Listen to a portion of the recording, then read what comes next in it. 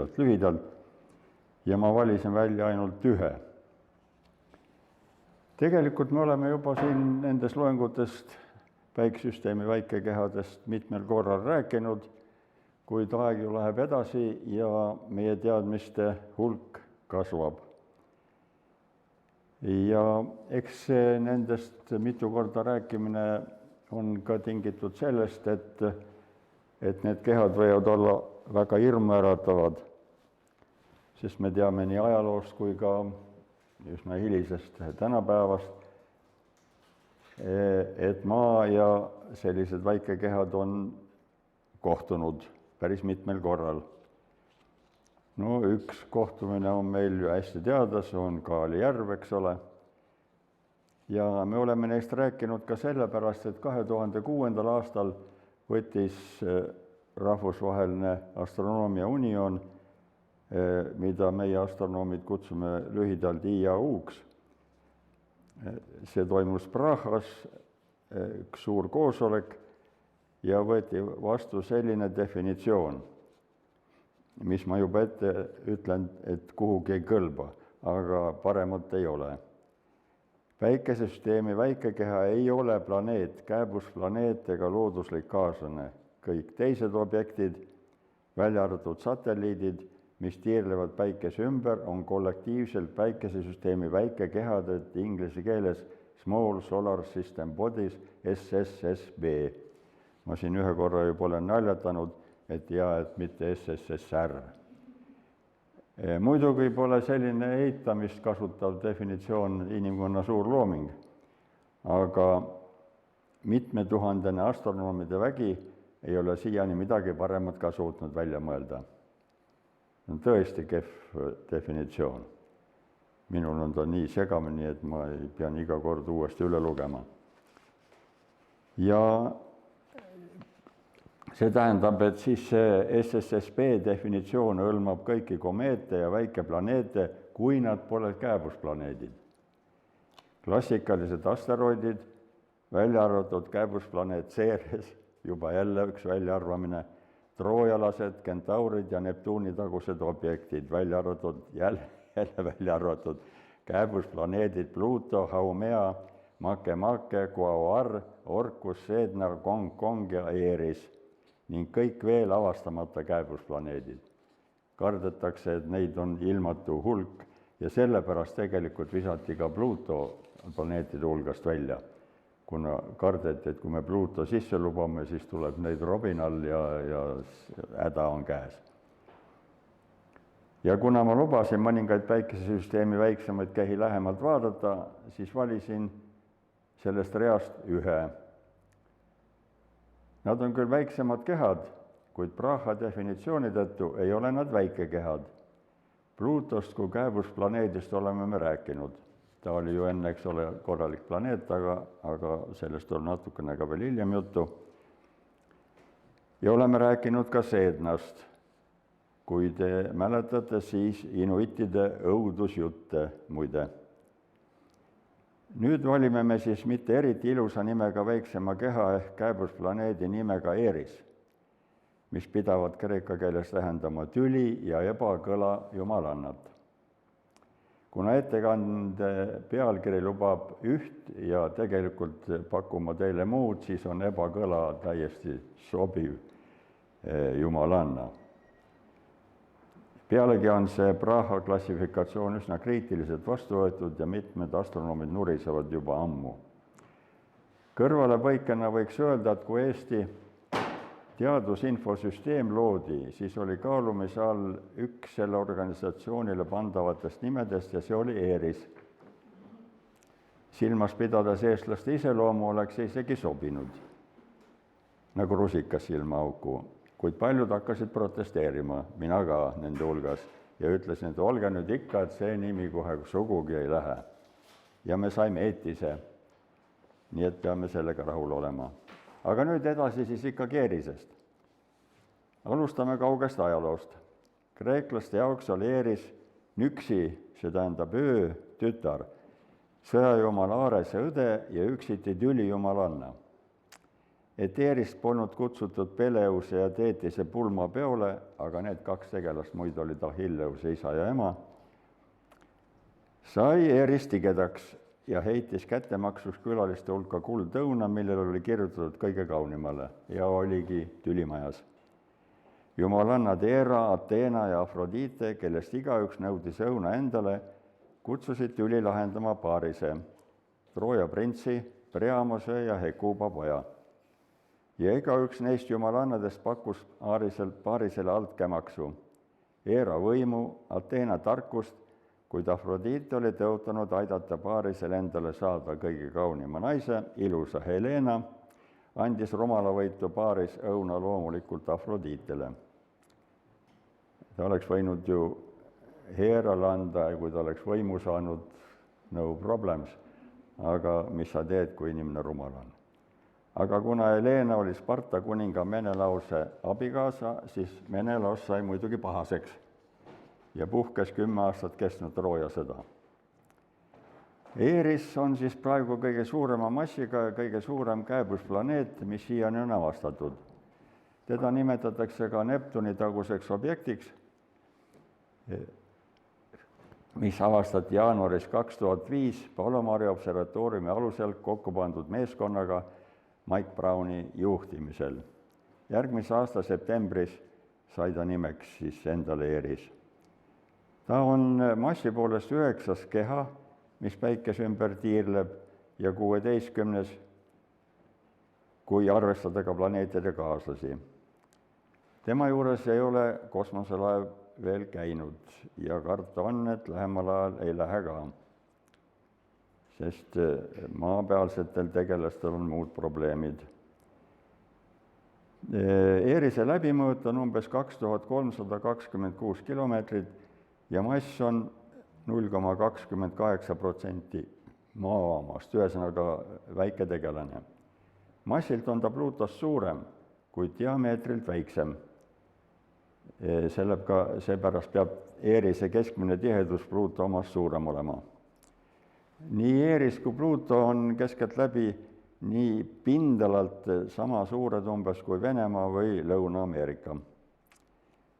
Teada on ka, et Eerisel on üks kuu, mille nimi on Dysnomia ehk kreeka keeles siis seadusetus. Dysnomia oli kreeka mütoloogias Eerise tütar tegelikult.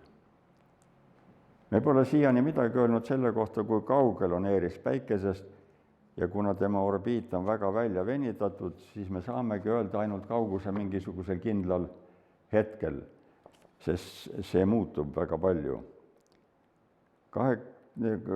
Veebruarikuus sellel aastal oli see 96,3 astronoomilist ühikut. Tuletan meelde, et üks astronoomiline ühik on 150 miljonit kilomeetrit, ehk siis Maa ja Päikese vaheline keskmine kaugus. Seega siis Eeris on Päikesest 2,44 korda kaugemal kui Pluuto. Kuna Eeris on Pluutost suurem, siis ehmatas see NASA poisse nii ära, et nad nimetasid Eerise 10. planeediks, siis oli Pluuto veel 9. Aga kuna oli karta, et sellised planeetid leitakse veel, siis see ehmatus pani neid IAU tegelasi planeedile definitsiooni välja mõtlema ja mõeldigi niisugune eitamistega definitsioon, mis kuhugi ei kõlba. Selle mõtlemise tulemusena kadus planeetide hulgast ainuke Ameerikas avastatud planeet. Ja nüüd te võite ette kujutada, mis hakkas toimuma Ameerikas. Meie siin Euroopas ei osanud ettegi kujutada, millise orkaanilaadse toote see Ameerikas esile kutsus. Ime, et pidades silmas ameeriklaste relvade tarvitamise vajadust ja omadust, kedagi IAU meestest maha ei lastud. Ameerika, eriti aga Illinois ja Arizona osariikide solvamise pärast, sest ühes selles osariigis oli sündinud siis selle Pluuto avastaja ja teises osariigis oli teleskoop, mis Pluuto avastas. Planeedi asemel on neil nüüd vaid kääbusplaneet. Trump pole veel seda teada saanud ilmselt, muidu oleks madin juba käimas. siiamaani nõutakse IAU-lt Plutole planeedi nime taastamist väga karmide sõnadega, aga IAU poisid on endale kindlaks jäänud. Vaatame nüüd natuke lähemalt, kuidas see Eris nii kauge planeedi moodi asjandus avastati. Kõigepealt avastajateks oli juba teisigi taevaseid objekte avastanud meeskond sellesama Mike Browni juhtimisel. Seal oli veel Chad Trujillo ja David Rabinovitš 5. jaanuaril 2005, kui nad uurisid fotosid, mis olid tehtud 2003. aastal. Muide, nad kasutasid 48 tolli Samuel Oshini teleskoopi koos Questi kaameraga Palomari observatooriumis Californias. Nagu me hästi teame, Oshini nimelise teleskoobi neiupõlve nimi oli Naissaare mehe Bernard Schmidti nimeline teleskoop. Kuid väga rikas ärimees Samuel Oshin andis palju raha teleskoobi remondiks, tõepoolest väga palju, ja täiustamiseks ka, ning teleskoobi nimi muudeti. Seal siis need poisid vastu seista ei suutnud muidugi, arusaadavatel põhjustel. Meeskond oli kaugemat päikesesüsteemi vaadanud mitu aastat ja avastanud mitu Neptuni tagust objekti, kaasa arvatud kääbusplaneedid Quaoar, Orcus ja Sedna. Muide, ameeriklastele seletatakse selle väikeplaneedi või kääbusplaneedi Quaoar nime hääldamist, sest võite ette kujutada, kui on UA, OA kõrvuti, mis nad siis välja mõtlevad. Mina täpselt ei teagi. Aga eestlasele ei pakku see mitte mingit pinget. Avastamine võttis kaua aega, sest Eris oli kaugel ja seetõttu ta liikus väga aeglaselt. Ja nüüd ma mõtlesin, et võib-olla oleks mõistlik kirjeldada seda seadeldist, mille nimi on blinkkomparaator ja millega selliseid planeete avastatakse ja üldse komeete samuti. Avastamine käis nii, et meid huvitavast taevaalast tehti foto ja seda korrati mingi ajavahemiku tagant. Mida kaugemal see objekt on, seda pikem peab see ajavahemik olema, sest see peab liikuma siis sellest oma esialgsest kohast kaugemale. Need fotod pandi mõlemad siis ühel hetkel tehtud ja teisel hetkel tehtud blinkkomparaatorisse, kus neid näidati vaatajale niimoodi vaheldumisi, suure kiirusega. Kui need fotod olid samasugused, ükski planeet või väike planeet polnud liikunud, siis ei juhtunud midagi, pilt jäi rahulikuks. Niipea aga, kui see objekt oli liikunud, siis hakkas ta vilkuma edasi-tagasi, eks ole, arusaadavalt. Nii et astronoomid on väga kavalad ja leidsid sellise seadeldise.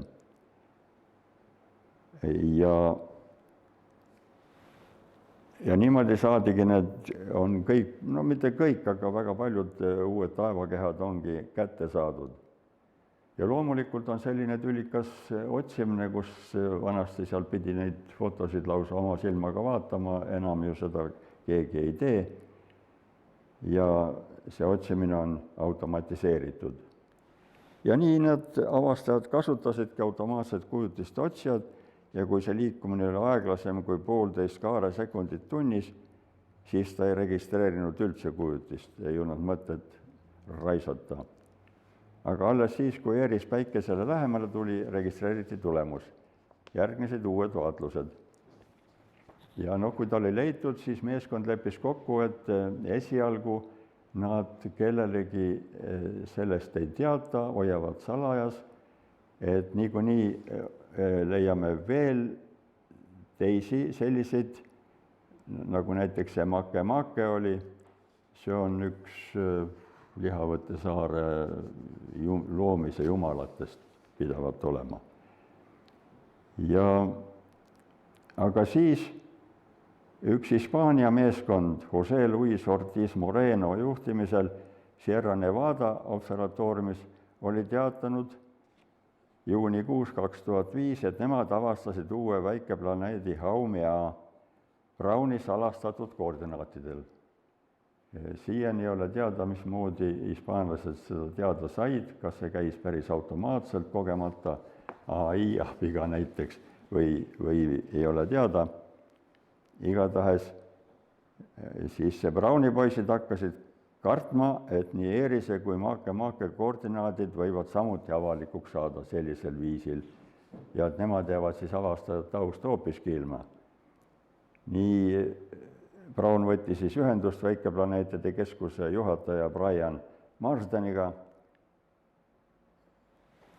Mina vestlesin ka kunagi temaga ja küsisin, et kuidas nende tähtede müügiga lood on. Et meil müüakse siin tähti, summa ei olegi kuigi suur, aga sa võid seda pärast siis enda omaks nimetada. No täielik jama, aga mis teha, inimesed teevad veel hullemaidki asju. Ja siis sai Brown aru, et need Haumea ühe taevakeha koordinaadid olid kuidagi Moreno labori arvutis avalikuks tulnud. Ja siis valdas Browni suur hirm, et nii Erise kui ka Makemake koordinaadid võivad samuti avalikuks saada ja seda ma juba ütlesin, et siis ta rääkis selle Brian Marsdeniga ja teatas oma meeskonna vastustest. Ta oleks võinud südamerahuga jätta ka selle teatamata, sellepärast et hispaanlaste see teatamine oli viga, nad ei olnud mitte midagi avastanud. Aga ta ju ei teadnud. Erisele pakkus nime Calteki meeskond, kuid selle kinnitamine võtab tavaliselt nende IAU reeglite järgi väga palju aega ja esialgu oli pea kõigil avastajatel kange tahtmine anda sellele uuele taevakehale Zeusi ja Demeteri tütre Jumalanna, kelle nimi eesti keeles eriti viisakalt ei kõla. Ma usun, et te teate, ma jätan ütlemata. Legendi kohaselt oli see allmaailma Jumalanna, kelle tema onu Hades röövis, sest ei olnud mingisuguseid soolisi võrdsusi tollal. Ja temaga abielus ka veel lisaks. Täitsa pöörane värk. Ja seesama Jumalanna sai vaid igal kevadel korraks maa peale tagasi tulla, sest ta oli ju tegelikult kevade sümbol. Idanevad taimed tulevad ju maa seest välja. Kuid seda Jumalanna nime kasutada ei saanud, sest üks asteroid juba on niimoodi nimetatud ja teist nime ei saanud panna. Kuna samal ajal jooksis televiisoris ülipopulaarne teleseriaal Sõjaprintsess Xenast, meil ka muide, siis kuidagi automaatselt hakkas uue Kääbusplaneedi meeskond kasutama Xena nime, sest see oli tõesti populaarne ja soolise tasakaalu huvides oligi vaja ju Jumalanna nime, kuna muidu see taevas kihiseb jumalatest meessoost. Pealegi oli ka Xenal kaaslaseks naine nimega Gabriel, mis väga hästi sobis, sest Erisel oli tütar Dysnomia. Saladust hoiti, kuid Browni suust lipsas Xena nimi ühele reporterile välja ja oligi kõik. See läks nagu kulutuli üle maailma ja Xena nimi kleepus uue objekti külge. No hiljem muidugi muudeti. Vaatame nüüd Erist natuke põhjalikumalt. Kõigepealt, milline ta pind on? Selleks on esialgu ainsa võimalusena kasutatav Eriselt peegelduva päikesevalguse analüüs, milleks kasutati ühte teleskoopi Hawaii'l, põhjapoolne Gemini või Gemini, 8-meetrise peegliga teleskoopi. Selgus, et Erise infrapunaspektrit uurides leiti, et Erise pind peab olema samasugune nagu Plutol ja Neptuuni kaaslasel Tritonilgi. See sisaldab metaanijääd. Ja 2022. aastal vaadeldi Erist James Webbi teleskoobiga ning avastati, et Erise pinnal on tavalise jää vesinikoksiidi asemel deuteeriumoksiid. See tähendab, veemolekulis on tavalise prootonist ja elektronist koosneva vesinikuaatomi asemel prootonist, neutronist ja elektronist koosnev isotoop deuteeriumi aatom. Kus see sinna sai, seda ei tea mitte keegi. Kui Pluto ja Tritoni pind on suures osas kaetud toliiniga. Vaat selle toliini kohta tuleb nüüd öelda jälle, et mis asi see tegelikult see toliin siis on. See nimi on pärit kreeka keelest ja tähendab udune või mudane. Ja see on tegelikult suure hulga orgaaniliste ainete ühine nimi. See on tekkinud näiteks vingule langeva päikese ultravioletse või kosmilise kiirguse tagajärjel. Siin on mul öeldud, et toliinid on polümeersed ained, tüüpiliselt nitriilid või süsivesikud, mis asjad need nitriilid on, midagi lämmastikuga tegemist siin on, või siis amiinid ja fenüülid. Maa peal neid ei teki, kuid neid leidub päikesesüsteemi kaugetel kehadel. Vaat nii. Nii et seda tumedat toliini Eerisel ei tundu olevat ja Eerise pind paistab valgena ja ühtlasena.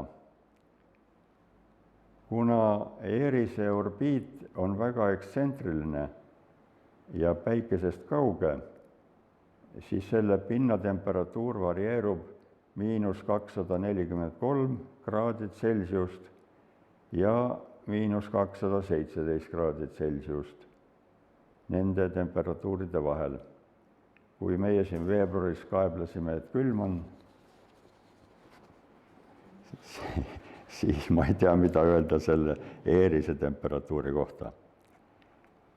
Kuigi Eeris oli avastamise ajal ligi 2,5 korda päikesest kaugemal kui Pluto, suudab päike teda siiski nii palju soojendada, et jää selle pinnal saab sublimeeruda, tähendab aurustada, ta vahepeal ei sulagi, vaid kohe läheb auruks, moodustades mõnekümne sentimeetri paksuse atmosfääri.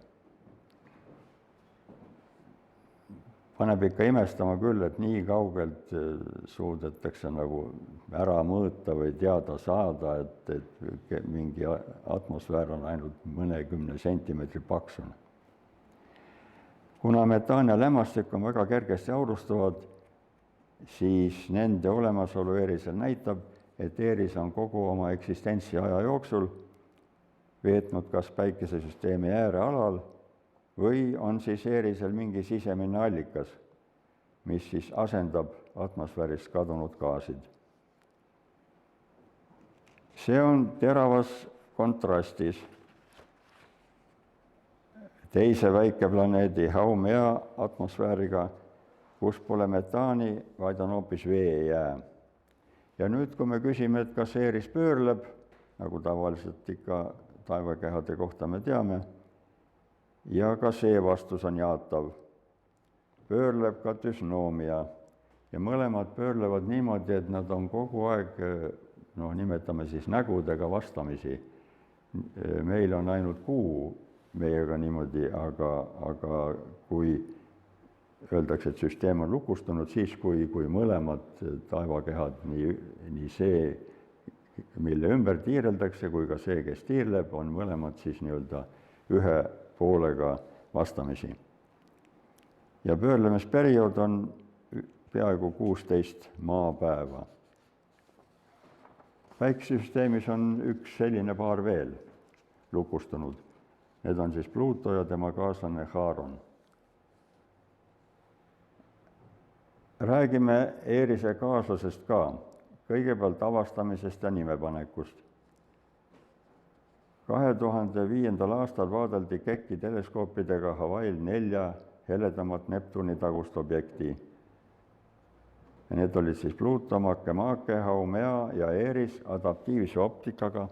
Adaptiivne optika on selline, et tegelikult selle suure teleskoobiga, millega siis vaadeldakse päriselt kohe, kõrval on veel väiksem teleskoop, mis registreerib seda, kuidas see kujutis vilgub või liigub, eks ole, atmosfääri liikumise tõttu ja annab need andmed siis sellele suurele teleskoobile teada ja suure teleskoobi peegli taga on sellised aktuaatorid, mida siis see väikselt teleskoobil tulnud signaal juhib ja muudab peegli pinda niimoodi, et fookus oleks ikkagi, säiliks sellel peeglil ühes kindlas kohas. See on jube kaval asi. Meil siin niisugust riistapuud ei ole, aga suurtel teleskoopidel, ma ei tea, kas kõikidel, aga väga paljudel on juba selline süsteem olemas. Selle tulemusena saavad need üles võetud pildid väga teravad. Ja siis ERIS-el oli sellel ajal siis septembris 2005 vaid provisoorne nimi ja Browni meeskond pani kaaslasele Xena kaasvõitleja Gabrielli nime. Aga kui lõpuks saadi IAU-lt ametlik nimi, siis tuli esialgset nime muuta ja kaaslane sai selle düsnoomia ehk seadusetuse nime.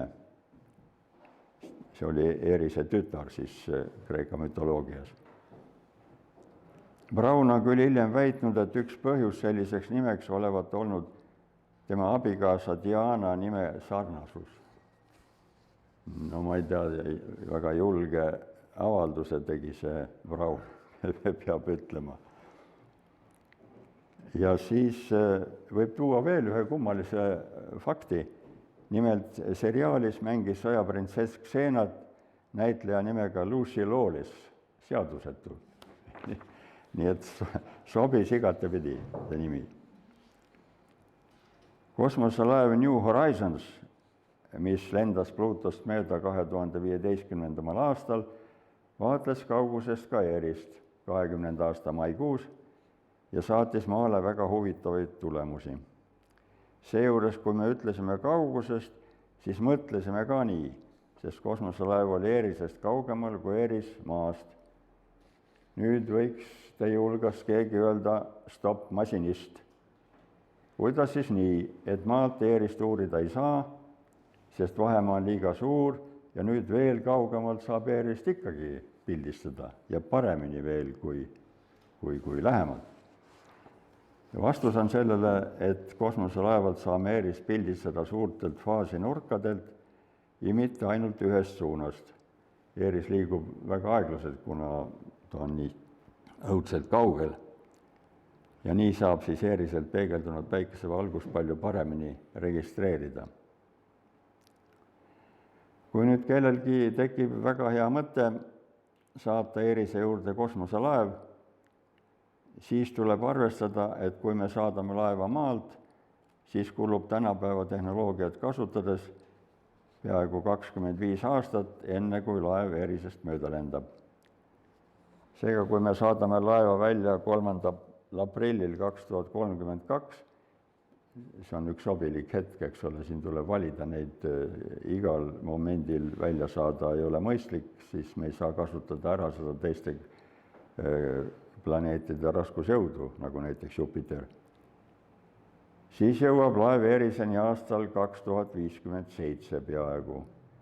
Ja ERIS on siis 92 astronoomilise ühiku kaugusel päikesest, aga kui laev stardib 7. aprillil 2044, see on nagu järgmine selline ajavahemik, siis on laev ERIS-est mööda lendamas aastal 2069 ja ERIS on päikesest 90 astronoomilise ühiku kaugusel.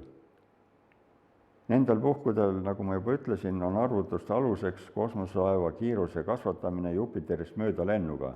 Me kasutame selle Jupiteri raskusvälja nagu hoo andmiseks ära. Ja kas me teame, milline on selle uue kääbusplaneedi keemiline koostis? Ei tea kahjuks, aga me võime ainult oletada. Oletus ei maksa midagi muidugi, et see võiks olla samasugune kui Pluutol. Ja Pluuto oma me ju teame, sest sealt sõideti mööda ja tal on kaaslased, mis on hädavajalik selle täpsemate andmete saamiseks, siis Pluuto tihedus on poolest saadik nagu kivil ja poolest saadik nagu jääl. Nii et arvatavasti on see sama, mis Pluutol. Aga et olla päris kindel, tuleb käia koha peal. Ja siin tekivad muidugi suured raskused, sest sellised kaugused peletavad astronoome. kuna projektile kuluaeg on liiga pikk. Kui sa sellise projektiga lagedale tuled, siis ei saa sa kindel olla, et algselt projekti jaoks raha andnud valitsus nii pikaks ajaks samale seisukohale jääb. Sest rahasummad sellisteks projektideks on hiigelsuured ja keegi ei saa kindel olla, et riigi majanduslik käekäik nii kaua nii uhke on püsinud ja sinu projekt võidakse rasvase pliiatsiga maha kriipsutada. See on üks tõsine miinuspunkt, aga on teine veel. Keegi ülemus ei taha sind pidada ametis, kui sa oma töö tulemusi nii kaua ootama pead. Sest sinu töö tulemused peavad maksimaalselt 3 või heal juhul 5, võib-olla 7 aasta pärast olema ülemuse laual, muidu öeldakse sulle kaunist nägemist. Nii palju siis kaugest päikesesüsteemi kääbusplaneedist Erisest. Aga nüüd ma jätsin meelega tegelikult näitamata mõned pildid, neid näeme me kohe. Nii, siin on siis mõned päikesesüsteemi väiksed objektid näha ja päikesesüsteemi skeem. See hajutatud rõngas ümber päikese on tegelikult siis asteroidide vöö, kus on neid miljardeid. Ja need on siis Jupiteri ja Marsi vahel, sinna oleks pidanud tekkima ka üks planeet, aga Jupiter oma hirmsa gravitatsiooniväljaga näitas, kes on peremees ja mingit planeeti sinna ei tulnud, tuli terve hulk kive ühesõnaga. Ja järgmine selline vöö on juba, nagu te näete kaugemal, seda kutsutakse Käuperi vööks. Mulle hollandlased õpetasid, et UI täheldavad nemad ä-uuna, kuigi see kõlab juba veidralt, aga tuleb öelda. Nii et kaugus päikesest on siis, nagu te näete, juba 30–50 astronoomilist ühikut. Ma mõtlen sellel Käuperi vööl.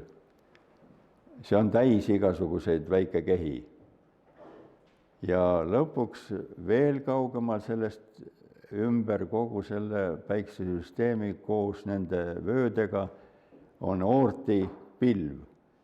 Oort oli üks Hollandi astronoom, väga kuulus ja siis, nagu te näete, see kaugus on juba tohutu, mitmeid ja mitmeid kordi suurem kui selle, näiteks selle Käuperi vöö kaugus on. Nii et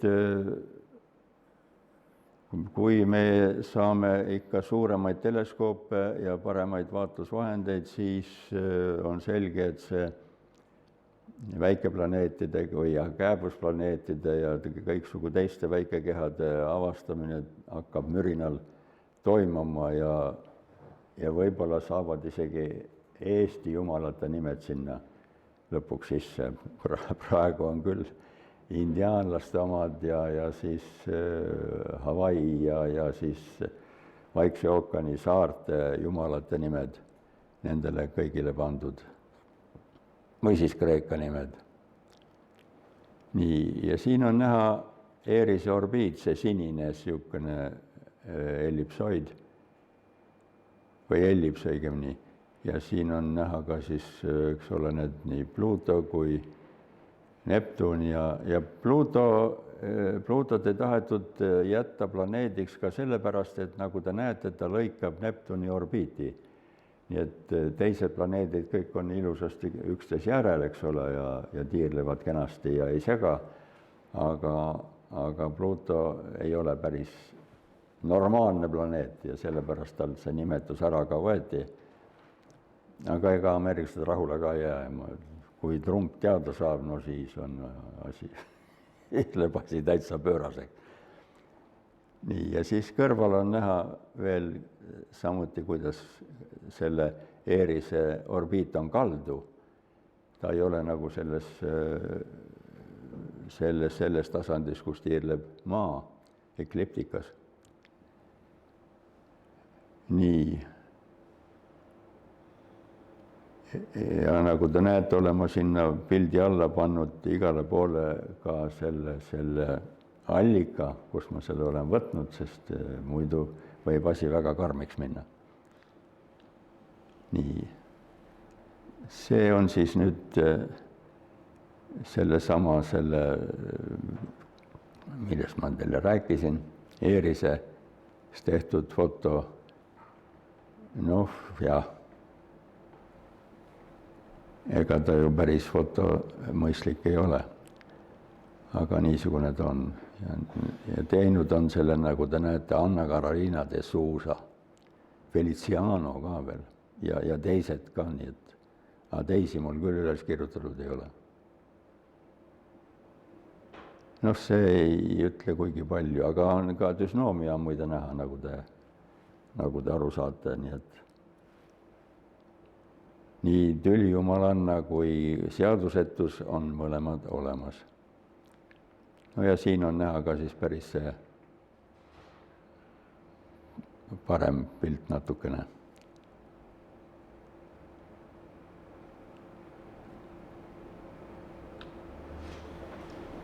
Ja siin on selle düsnoomia pilt, ta on nagu lähemalt tehtud, siis ta on niisugune udune ja ähmane, keegi ju täpselt ei tea, missugune ta pind on, aga oletatakse.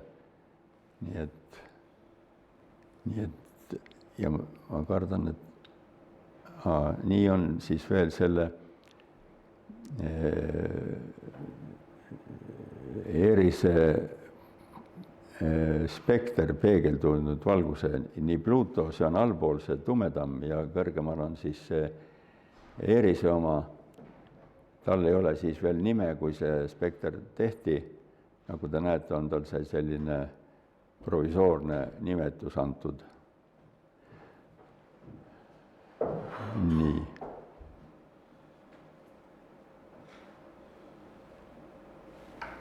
Nii.